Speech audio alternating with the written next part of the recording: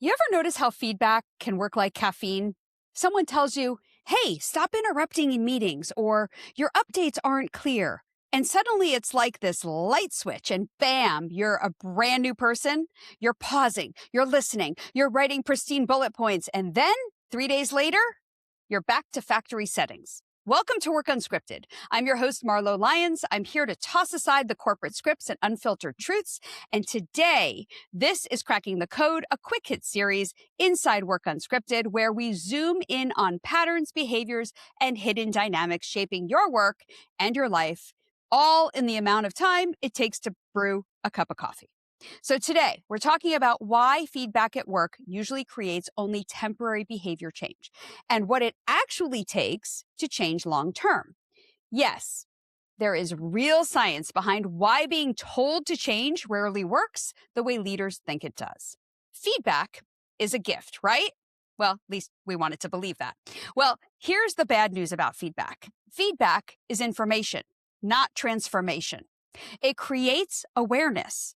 It can create a short burst of effort, but sustained behavior change usually comes from more than now that you know, do better. In fact, one of the most famous findings in feedback research is that feedback is a double-edged sword. On average, it can help, but for many, it actually hurts performance. There's a large meta-analysis study showing feedback interventions improve performance on average, but for more than a third of professionals who receive feedback, it decreases performance. It's all making sense now, right? If you've been given feedback and you watch things get weird, well, you're not imagining it. So why do people change only temporarily after feedback? Well, three big reasons. First, feedback creates a spotlight effect, not a system. A lot of feedback attention patterns look like attention spikes, behavior improves, attention fades, old behavior returns. Researchers say that feedback shifts attention. When it keeps attention on the task, it can help. But when it drags attention toward yourself, the self, we're talking about ego, threat, shame, well, that may sound like, what do they think of me? And then performance often drops. Not surprising, right? I've been there. Who wants to feel judged? If feedback makes an employee think I'm bad instead of here's what I need to do differently next time, well, you're going to see defensiveness, avoidance, or performative compliance. Number two, most feedback is about outcomes, not mechanics. Be more strategic, have better presence, communicate more clearly. Cool. How? And then crickets. Even at Nike, I bet just do it doesn't work without a roadmap. Without a clear behavioral recipe, people default back to what's automatic, especially under stress, time pressure, or fatigue. And number three, being told to be a certain way triggers resistance when it threatens autonomy. Here's a huge body of work, about self-determination theory, showing people sustain change better when they feel autonomy, competence, and relatedness, not when they feel controlled. So if feedback lands as, do it my way or else, it can create short-term compliance, but not long-term ownership. You're probably wondering about now, well, does telling someone to change at work ever work? Well, yeah, it does sometimes. It tends to work when three conditions are present. Okay, number one, the person agrees that the change matters. It's important to them and it's relevant. Number two, they believe they can do it. So they have the skill to do it, they have the capability to do it, and the confidence to make the change. And number three, the environment reinforces it, meaning others are also behaving in a certain way, and it is considered the norm. But when any of those things are missing, you need to change becomes workplace wallpaper. Heard, noted, ignored.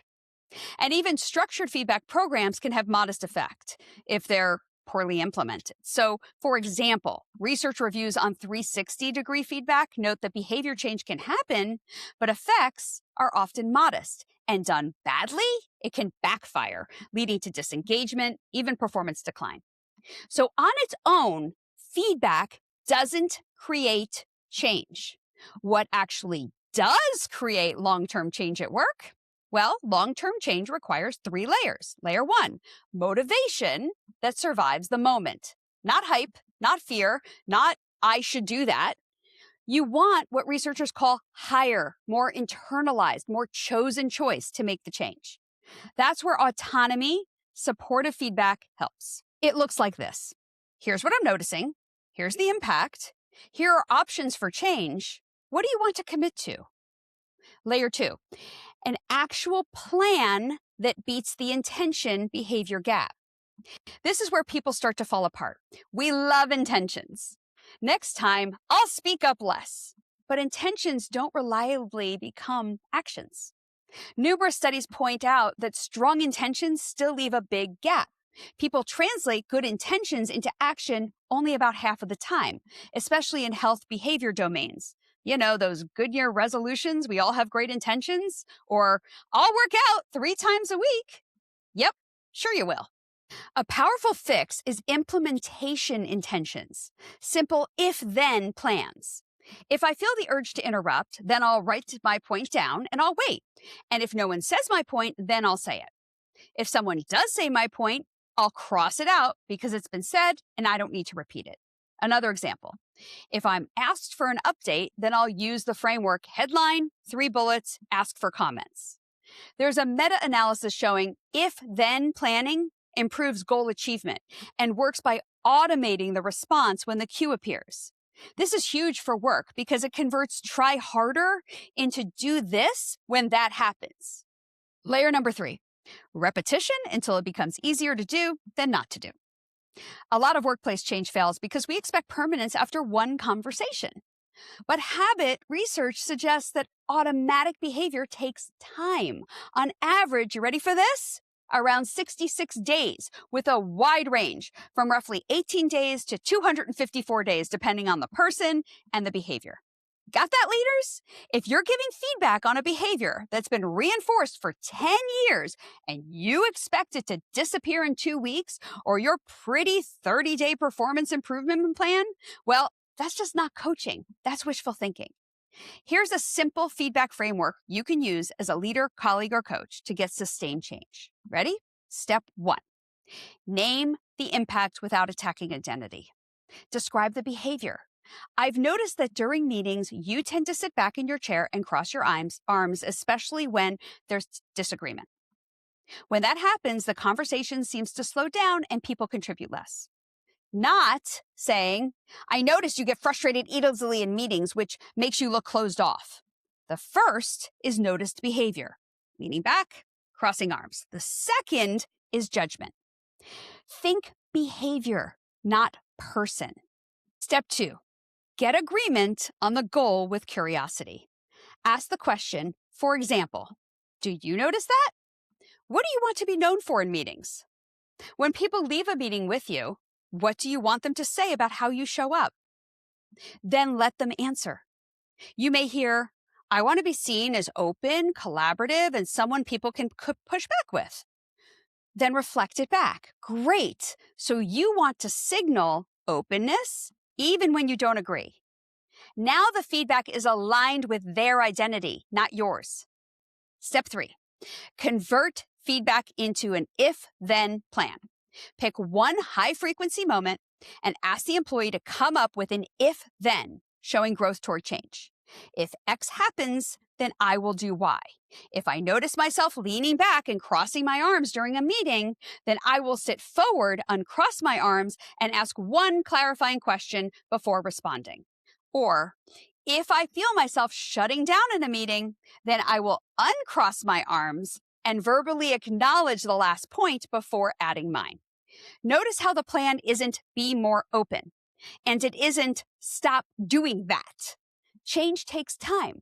This shows, hey, when it happens, because it will happen, when my body does this, I will do that. This type of framework gives leeway for the behavior to happen and invite the change. That's how feedback turns into sustained behavior change. And step 4, design the environment so the new behavior is easier than the old habit. Instead of relying on willpower in the moment, you change the setup. You can recommend the employee add cues or reminders in real time, a small sticky note to a laptop that says open, a note at the top of the meeting agenda, posture forward, ask one question. Then create friction. Make the old behavior harder. Sit at the table instead of leaning back against the wall. Keep your hands on the table or holding a pen so they're less likely to cross. Position your chair slightly closer to the table so leaning in is the default. Step 5, create social reinforcement. Ask a trusted peer ahead of time. If you notice me leaning back and crossing my arms or showing any body language that appears I'm shutting down physically in meetings, can you just give me a subtle signal like tapping your pen or making eye contact? You're not trying to become a new person through discipline. You're redesigning the environment so the right behavior is the easiest option. And finally, step 6, follow up like it's training, not a one-time verdict. Change sticks with iterations, not big announcements. Be invested in your employee's growth. So 2 minutes after a meeting, as the leader walks out, ask the employee, what did you notice? What worked? Any adjustment for next time? Because yes, behavior maintenance is its own challenge. Research on behavior change interventions notes that it's common for initial change to happen during an intervention, but it's not automatic, that it becomes maintained behavior. So in summary, people they just do not sustain change because they got feedback, period. Got that? They sustain change because feedback becomes a choice, a plan, and a practice long enough to rewire what's automatic to them. If you're the person giving or receiving feedback, don't rely on someone doing better. Design the system that makes the new behavior easier than the old one. That's how change stops being temporary. And with that, I'm going to put on my computer right now that if I'm struggling with writing my next HBR article, then I will walk outside for 5 minutes to get fresh air, not go to the pantry thinking food will bring my next level of genius. Thanks for joining me for this mini moment of insight on Work Unscripted. If today's episode helped you see your world a little differently, pass it along. Until next time, keep asking better questions and keep it unscripted.